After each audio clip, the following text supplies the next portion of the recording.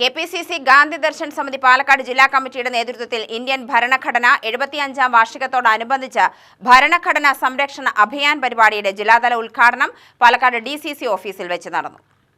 DCC president A Thankappan ഉദ്ഘാടനം ചെയ്തു.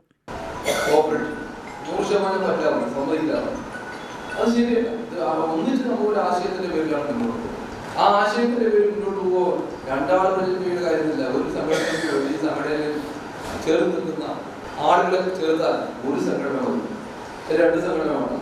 എന്തായാലും അത് മുൻകൈ എടുത്ത് നേരത്തെയൊക്കെ പറഞ്ഞതാണ്, മുൻകൈ എടുത്ത് വന്നത് അവസാനത്തെ ഒരു മേൽക്കോടിയിൽ മാത്രം നിൽക്കുന്നുണ്ട്. അത് സന്തോഷമുള്ള കാര്യമാണ്.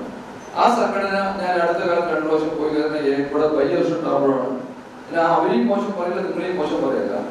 AICC പ്രസിഡന്റ് സെക്രട്ടറിക്ക് പരാതി കൊടുത്തു. പോരാട്ടങ്ങളിലൂടെയും സാമൂഹിക ഇടപെടലുകളിലൂടെയും ഇന്ത്യയിലെ ജനാധിപത്യം നിലനിർത്താൻ കഴിയുന്നതാണ് ചരിത്രം നമ്മെ പഠിപ്പിക്കുന്നതെന്ന് എ തങ്കപ്പൻ പറഞ്ഞു. രാഹുൽ മാങ്കൂട്ടത്തിൽ MLA വിശിഷ്ടാതിഥിയായി പങ്കെടുത്തു. സമിതി ജില്ലാ പ്രസിഡന്റ് M ഷാജു അധ്യക്ഷനായി.